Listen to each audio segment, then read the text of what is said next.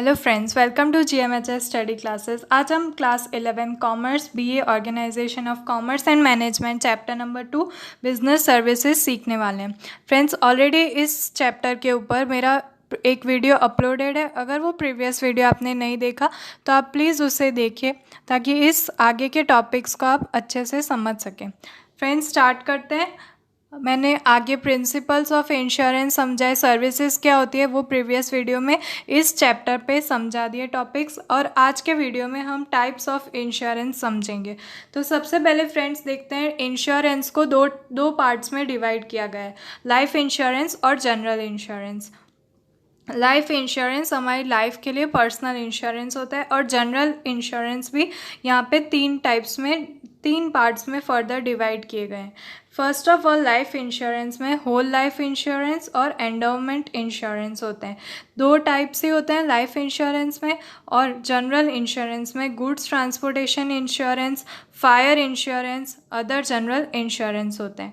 Goods and transportation insurance further three parts में bifurcate किए गए हैं, marine insurance, air insurance, rail and road insurance. And friends, fire insurance जो भी asset होगी उन पे अगर फायर इंसिडेंट अगर वहाँ पे होता है तो उसके लिए फायर इंश्योरेंस भी किया जाता है। इसमें लाइफ इंश्योरेंस इंक्लूड नहीं होता, उसका पार्ट अलग ही है।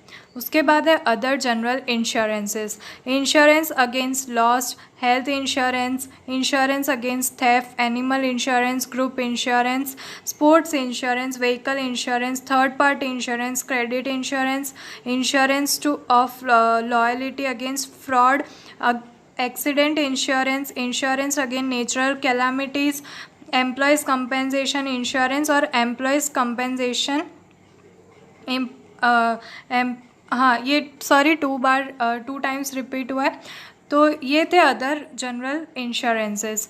अब आपको पता चल गया होगा बेसिक। अब मैं एक एक को डिटेल में उनकी डेफिनेशंस के साथ आपको समझा देती हूँ, सारे इंश्योरेंसेस के टॉपिक को इसी वीडियो में। फर्स्ट है लाइफ इंश्योरेंस, उसमें टू पार्ट्स थे, होल लाइफ इंश्योरेंस और एंडोमेंट इंश्योरेंस। तो फर्स्ट होल लाइफ इंश्योरेंस देख लेते हैं। When a person who is insured dies, the insurance company undertakes to pay and pre-decided amount sum as a compensation to the legal heir of the deceased according to the contract or an agreement. It is known as whole life insurance. The insurer has to pay periodic premiums which is to be paid throughout his life. Life insurance, जो whole life insurance होता है, वो हमेशा उसका एक ही reason रहा है कि जो भी इंश्योरी है, जिसने इंश्योरेंस लिया है, वो अपनी पूरी लाइफ टाइम तक प्रीमियम्स भरता रहेगा। और उसको अगर कुछ भी होता है और उसकी डेथ हो जाती है तो उसके बाद उसने जिसका भी नाम दिया होता है, जो भी उसका हायर होगा, उसका सन, उसकी डॉटर और उसकी वाइफ या कोई भी फैमिली मेम्बर जिसका भी उसने वहाँ पे नॉमिनी पे नाम दिया होगा या उसका हायर होगा, उनको कंपेंसेट अमाउंट जो प्री डिसाइडेड होती है कॉन्ट्रैक्ट के हिसाब से, वो अमाउंट उनको कंपेंसेशन के हिसाब से दी जाती है। तो होल लाइफ इंश्योरेंस में अगर डेथ होती है पर्सन की, इंश्योरी की, तभी अमाउंट यहाँ पे की जाती है। और वो पूरी life through out his life उसने प्रीमियम्स पे किए होंगे अपने लाइफ इंश्योरेंस के लिए। तो उसके आगे देखते हैं नेक्स्ट, एंडोमेंट इंश्योरेंस। ये भी लाइफ इंश्योरेंस का पार्ट है, उसमें हमने होल लाइफ इंश्योरेंस पढ़ा, अब है endowment insurance. When the insurance company promises to pay the policy amount to the insurer at the end of the policy period to him or to the legal hire in the events of his death, it is known as endowment insurance. In return, the insurer pays a pre-decided amount as premium periodically till the duration of the policy. इस policy में time duration भी decide होता है। ऐसा यहाँ पे compulsory नहीं कि उसकी डेथ होगी उसके बाद ही कंपेंसेशन मिलेगा, बट इसमें वो प्री डिसाइडेड टाइम तक अगर वो कंटिन्यूस प्रीमियम्स पे करता रहेगा तो उसके हायर को उसके हायर को या फिर उसे, दोनों में से किसी को भी वो इंश्योरेंस की अमाउंट जो क्लेम होगा, कंपेंसेशन होगा, वो उन्हें मिल जाएगा। तो एंडोवमेंट इंश्योरेंस में ड्यूरेशन भी डिसाइडेड होती है, प्री डिसाइडेड, और अमाउंट भी प्री डिसाइडेड होती है। और इसमें ऐसा कंपलसरी नहीं है कि उसकी इंश्योरी की डेथ होगी उसके बाद ही क्लेम मिलेगा, ऐसा यहाँ पे कंपलसरी नहीं है। नेक्स्ट जनरल इंश्योरेंस, जो दूसरा पार्ट था वो देख लेते हैं। There are 3 types of general insurance जो हमने देखे थे, goods transportation insurance, fire insurance और other forms of general insurance. तो यहाँ पे हम एक एक को अच्छे से समझ देते हैं। फर्स्ट ऑफ ऑल देखते हैं गुड्स ट्रांसपोर्टेशन इंश्योरेंस। ये जनरल इंश्योरेंस के पार्ट्स हैं और ये फर्दर भी डिवाइड होते रहते हैं, तो आप सिर्फ ये मत देखिए कि ये ईजी है, इनको फर्दर भी और बहुत सारे पार्ट्स में डिवाइड किया गया है। देखते हैं goods transportation insurance. When goods are transported from one place to other, there is risk of full or partial loss or damage.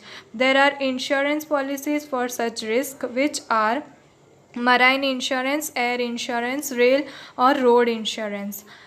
Goods जब भी ट्रांसपोर्टेशन के टाइम पे उन पे रिस्क होता है, रिस्क रहता है, तो फिर उनके लिए इंश्योरेंस लेने पड़ते हैं एक प्लेस से दूसरे प्लेस के लिए। जब भी गुड्स को ट्रांसपोर्ट किया जाता है उनके लिए इंश्योरेंस लेना ही पड़ता है ताकि उनमें पार्शियल लॉस या डैमेज हो, उसके लिए हमें कंपेंसेशन मिल सके। और उन सभी इंश्योरेंस पॉलिसीज़ भी उनकी फर्दर डिवाइडेड है, मराइन इंश्योरेंस, एयर इंश्योरेंस और रेल और road insurance. Friends, general insurance में भी 3 पार्ट्स थे, उसमें से फर्स्ट जो गुड ट्रांसपोर्टेशन इंश्योरेंस है उसको भी 3 पार्ट्स में डिवाइड किया गया है, मराइन इंश्योरेंस, एयर इंश्योरेंस और रेल और रोड इंश्योरेंस। तो हम इन तीनों को भी देख लेते हैं, समझ लेते हैं। देखिए, फर्स्ट ऑफ ऑल है marine insurance. Transportation of goods through sea route is very economically but it is risky and slow. In the 18th century, most of the international trade used to make place via sea route. Hence, it is a very ancient and widely used form of insurance. Lloyd's of London and was the first to start marine insurance. This company has maintained its image of loyalty for more than 325 years. Friends, marine insurance सिर्फ sea routes के लिए है। सी root से जो भी goods को transport किया जाता है उन पे मराइन इंश्योरेंस एप्लीकेबल है, उसके लिए हमें मराइन इंश्योरेंस लेना पड़ता है। इंटरनेशनली 18th सेंचुरी से ये चला आ रहा है, इनको इंट्रोड्यूस किया गया था मराइन इंश्योरेंसेस को। और लॉयड्स ऑफ लंदन जो फर्स्ट कंपनी थी जिसने मराइन इंश्योरेंस स्टार्ट किया था। मराइन इंश्योरेंसेस में जो भी लॉस या डैमेज अगर प्रोडक्ट को, गुड्स को होता है, उसके लिए कंपेंसेट करने के लिए इंट्रोड्यूस किया गया था। नेक्स्ट देखते हैं air insurance. With the advent of 19th century, the movement of goods through air commenced, which was led to the beginning of air insurance. Air transportation is too costly and risky. Hence, highly valuable and lightweight goods are transported by air. The premium from air insurance is much higher than marine and railroad insurance. Air insurance जो भी होता है, जैसे Airways जितनी high और costly है वे उतना ही उनका इंश्योरेंस जो हम क्लेम, इंश्योरेंस प्रीमियम्स जो होते हैं उनका इंश्योरेंस लेना उतना ही कॉस्टली है। कंपेयरिंग टू रोड और मराइन इंश्योरेंसेस, एयर इंश्योरेंस सबसे कॉस्टली है, जिसमें लाइट और वैल्यूएबल गुड्स को ट्रांसपोर्ट किया जाता है, उन पे ये एप्लीकेबल है वहाँ पे। और ये इंश्योरेंस यहाँ पे जैसा कि आपने देखा, यहाँ पे कोई भी रिस्क हो या फिर कोई डैमेज हो, उन सबको यहाँ पे कंपेंसेट करने के लिए एयर इंश्योरेंस इंट्रोड्यूस किया गया। नेक्स्ट है rail and road insurances. Land transit involves rail and road transits of goods. The most important form of risk involved in such transit are theft, dacoits, and damage to the product, etc. Insurance is a form of protection against such risk. Rail और road transportation जो बहुत ही cheap है, उसमें risk भी बहुत ज़्यादा है। Risk factor सबसे ज़्यादा है कि वहाँ पे थेफ्ट हो सकती है या फिर कुछ भी डैमेज हो सकता है, लॉस हो सकता है, कम्प्लीटली वो प्रोडक्ट डैमेज हो सकता है, एक्सीडेंट हो सकते हैं, उसके लिए यहाँ पे इंश्योरेंस हम ले सकते हैं। वो इंश्योरेंस उस सारे डैमेजेस के लिए प्रोटेक्शन और क्लेम देगा, और ये इंश्योरेंस इसीलिए लिए जाते हैं। तो यहाँ पे ये मोस्ट इम्पॉर्टेंट था, rail and road insurances. Next जो बी पार्ट था, फायर इंश्योरेंस, वो देख लेते हैं। फायर इंश्योरेंस में the promise by the insurance company to pay compensation against the full और पार्शियल लॉस और damage to property due to fire against a pre-decided amount of premium is known as fire insurance. It is based on the principle of insurable interest. The insurer should get compensation equivalent to the loss of value of property due to fire provided he has insurable interest. अब यहाँ पे दिया गया है, जो promise देते हैं insurance company कि फायर हुई, अगर फायर से कोई भी एक्सीडेंट होता है उसके लिए वो क्लेम देंगे। यहाँ पे फायर इंश्योरेंस में जो भी असेट होगी उसके इक्विवेलेंट यहाँ पे कंपेंसेशन दिया जाएगा। जो लॉस हुआ होगा जिस प्रॉपर्टी को, तो फायर इंश्योरेंस में उसके इक्वली वो लोग कंपेंसेट करके देते हैं, जो प्री डिसाइडेड अमाउंट होती है, और इंश्योरी को सारे के सारे प्रीमियम्स कंपलसरीली पे करने रहते हैं। और जब भी अगर ऐसा कोई एक्सीडेंट हुआ तो उसके लिए इंश्योरेंस कंपनी प्रॉमिस करती है कि वो सारा कंपेंसेशन क्लेम इंश्योरी को देगी। नेक्स्ट है other general insurances. Other general insurances जो लास्ट टॉपिक है वो देख लेते हैं। Other general insurances, the business of insurance has grown with the time and the new types of insurance have come into existence. Insurance of the voice for a singer, third party insurance to give compensation because of use of vehicles to others, insurance for labor compensation in case of accident, insurance of laborers, employees insurance, students insurance to protect general and social damage, medical insurance to compensate for medical treatment, और insurance against loss cause due to the closure. तो यहाँ पे ये other general insurance भी दिए गए हैं, जैसे स्टूडेंट्स, एम्प्लॉयज़, लेबर्स इंश्योरेंस होते हैं, हेल्थ इंश्योरेंसेस होते हैं, ये सब शॉर्ट टाइम के लिए होते हैं।